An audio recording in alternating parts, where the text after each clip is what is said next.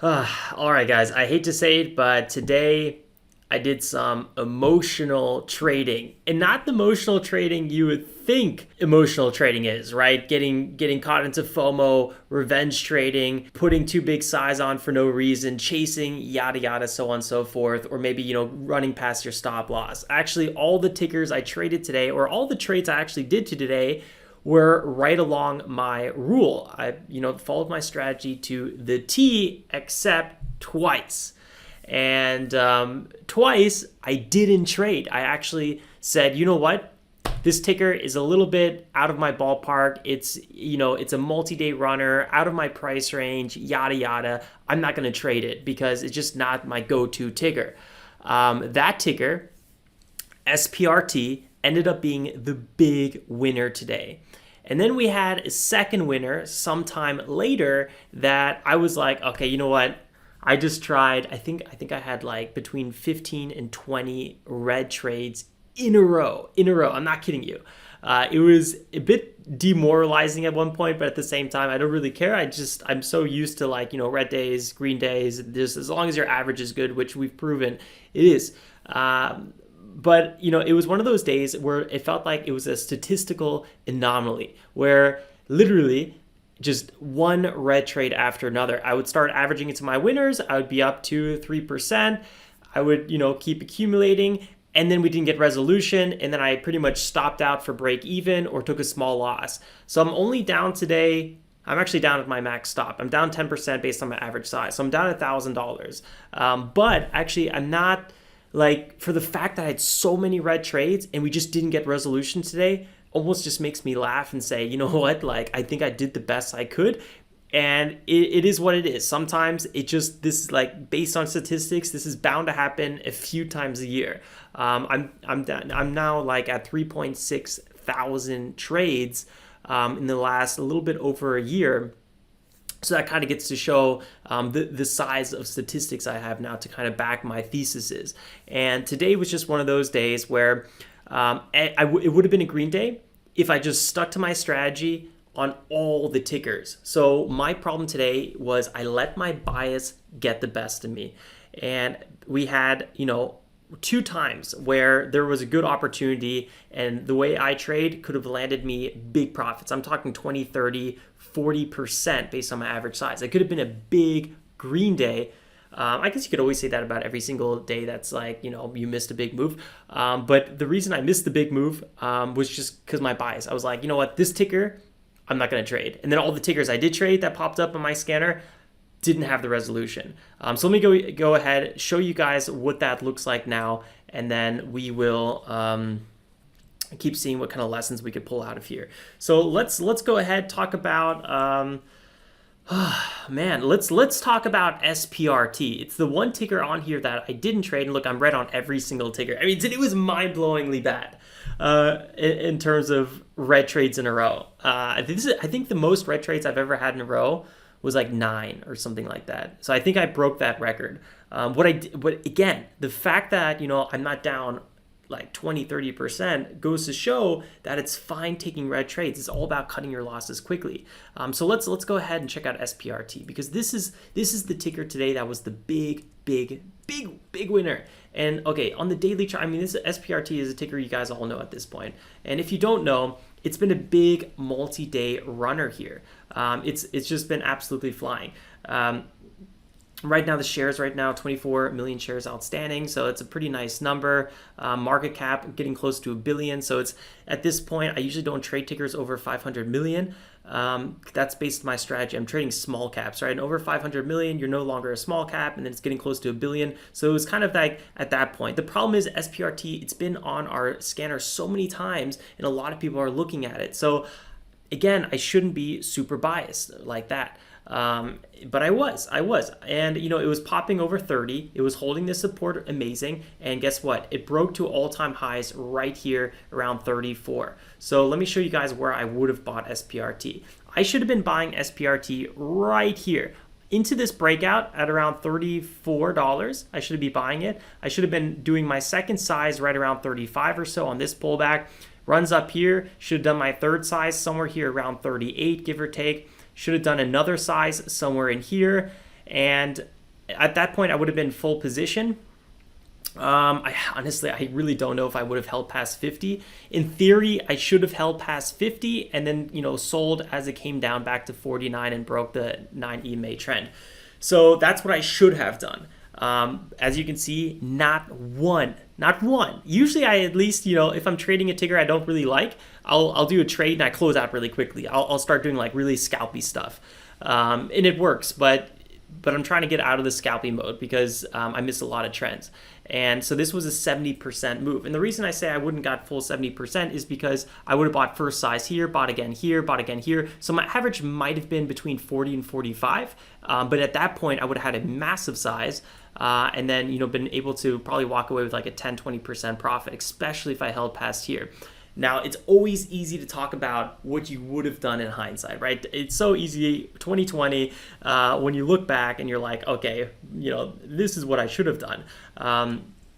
But I've been doing it pretty well lately, and I've been riding a lot of these front sides. And this week was overall a good week. Now I'm giving back profits a little bit near off at the end of the week. So that's a little bit annoying, especially, to end of week. And now the month is almost over. So that's not really that fun. But overall, I was able to do that from time to time again. And I'm, just now starting to do the switch from trying to let my winners ride as long as possible. And remember, there's something I'm talking about. So that I wrote in the Discord a few times. First of all, front side, you average into your winners. This is a classic front side move. This is all-time highs. You average into your winners and try to let your winners run as long as possible. When you're trending, and I think a lot of people get this mixed up because I know me personally, I've made this mistake many times. When you're trending, when you're in a trend, looks like right here, 32, bigger time resistance, maybe even closer to 32.5, but big support between 31 and this area 30. So when you're in this range and you're not in a clear front side, what you're doing is basic mean reversion. You're buying.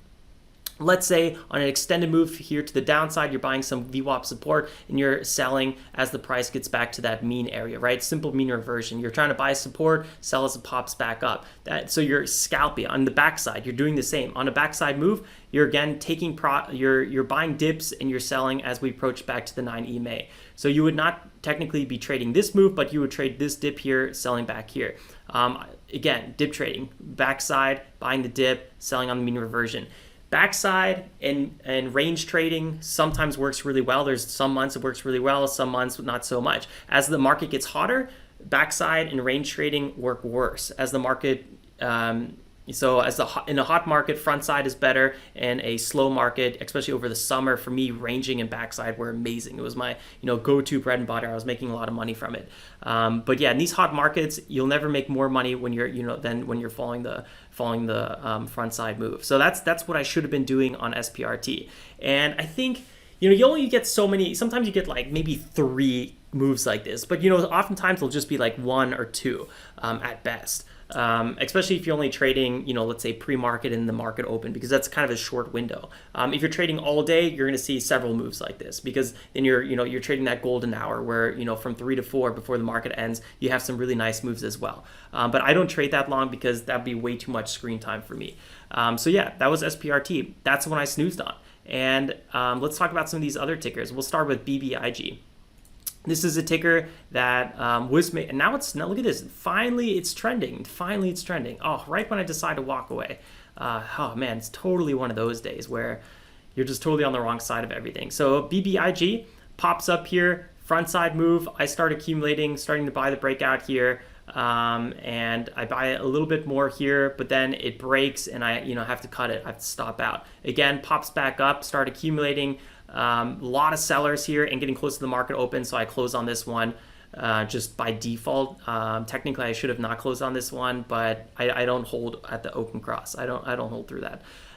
Then another move back on the front side. I start accumulating, buying the pullback, start accumulating, getting ready to go. Doesn't work, take a loss on this one. I think I took 2 small losses on this one. Technically, now I should have probably been buying this one somewhere in this area, probably bought again here, be up a little bit. Knowing me today, I probably would already be out because I'd be like, no way, I'm kind of done. I said in the Discord as well, right now, I'm emotionally compromised. Like, I can't make proper decisions anymore after such a long day of so many failed moves. It was ridiculous. NNA, boom, front side move, new high. I'm buying here, failed. Next attempt, front side move, buying into this move to the upside. I'm up like 2-3%. I start buying more on this pullback. If we just had a continuation here, I would have been super in the green. Didn't work. I got stopped out here, momentum coming back, bought again, stopped out, bought again, stopped out, bought again. It literally happened, I don't even know how many times in this area. This was so hectic. I was like, oh my God, so annoying. This was a little bit, I would say, emotional and sporadic. Usually it's very rare when you see this many entries and exits. I think at this point I was already kind of like over trading a little bit. I was just kind of annoyed. Let's see, CEMI, but I was just following the rules. I was stopping out when there was no continuation. CEMI. This was a tough one. This was a real turd. Okay, CEMI, yeah, again, front side move, consolidation, then it breaks out. I start buying into the breakout, accumulating. Here I sold some because I don't know, I think I just took a big loss before this and I wasn't really in the right state of mind. I bought back, started accumulating again, and get stopped out. Buy again here as the support kind of comes in. It's not really confirmed breakdown, but then it sells. I don't know if I made a small profit or loss on this one, but you kind of get the gist. Today I was trying to trade a lot of front sides that basically all the front sides I was trading just didn't have that resolution. Again, I'm not really upset about anything, but at this point I'm just a little bit exhausted, so I don't think keep on trading at this point makes a lot of sense. I think I'll just wrap it up and come back fresh first thing Monday morning. I'm excited for that. And actually, wait, hold on. I just finished the recording. I'm coming back here because I totally forgot if I spoke about Neuro or not. Again, though, I just want to just, come back to it. This is another ticker that just didn't work out. I traded it, front side move, really buying into this. Didn't work out.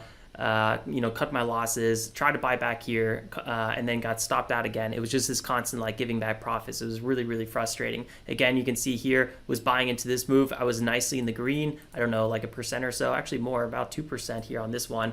And again, I wasn't taking profits because I was looking for that continuation. So I stopped out again. So it's constantly small losses or, break even. That was really, really frustrating. Now I did want to highlight this one trade here. Eventually Neuro does pop up right here, big breakout, and starts pulling back, and technically it's making a new high right now, and I should be trading this one, buying into this pullback. And again, the second time I don't do it today, guess what happens?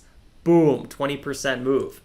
So frustrating. So that was twice. With SPRT I didn't trade it, and then with Neuro I think at this point I was a little done. It was halting. Sometimes I don't trade halted tickers, and then boom, that ends up being the winner. So those biases, guys, they are really, really dangerous things sometimes. I think we all have biases for reasons, but at the same time you don't want them getting in the way, and then you don't want to start tripping over them unnecessarily. And I think that's what happened to me definitely today, and for sure this month it happened more than just once. And in a way, I actually feel pretty good because I know, first-time trader Alex many years ago would be devastated. I'd be, pretty angry. I would be, maybe averaging into my losers, getting really upset. I'm risking a big loss. While today I'm just okay, this one didn't work out. Cut my losses. Tried again. Cut my losses. Didn't work out. Tried again. Cut my losses. The one thing I could really improve on is just if there's a lead gapper and it's running and it's the clear obvious lead gapper, just trade it. Why did I not trade SPRT? Why did I just let that one go? All this nonsense back here, this was ugly, so not trading this was totally fine. I could have maybe traded this on the backside. That probably would have been okay. But again, I'm nervous trading a ticker that's been up this much, this long. It's only a matter of time till this ticker is going to have a secondary offering and it's going to flush heavy. It's almost rare that doesn't happen. So I think that bias alone messed me up too emotionally in terms of to not trade this one. It was, basically a mid-large cap at this point. It was below $1 just a few months ago. I mean, this is just pure inflated. But look at me, I'm analyzing kind of the fundamentals at this point. I'm not a fundamental day trader, right? Fundamentals, I do some in fundamental investing. I buy some companies that I really like. But in terms of day trading, I'm a pure momentum price action trader. So being a pure momentum price action trader, why am I being influenced by fundamentals? And that was my big mistake today.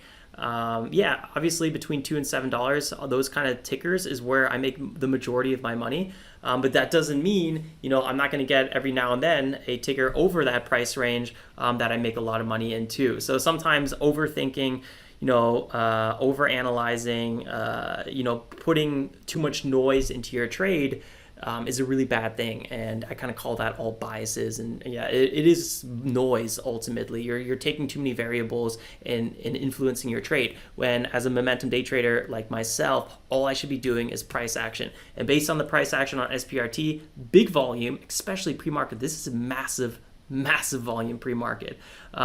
These are all buying opportunities. Buy. So yeah, to me, that was a big mistake I made today. It is what it is. I think we all make mistakes, and it's fine. And I'm not beating myself up about it. I think that's a really important part.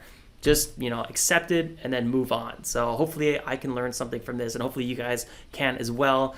I think we all have to kind of make sometimes our own mistakes in a way to really cement them into our brains. But sometimes if you see the mistakes enough from other people, you'll be like, maybe there is some validity to it. So I hope this video helps you guys. And if it did, don't forget to drop a like. I really do appreciate that. If you're new, hit that subscribe button. We'd love to have you part of the community. That's the YouTube section and the Discord.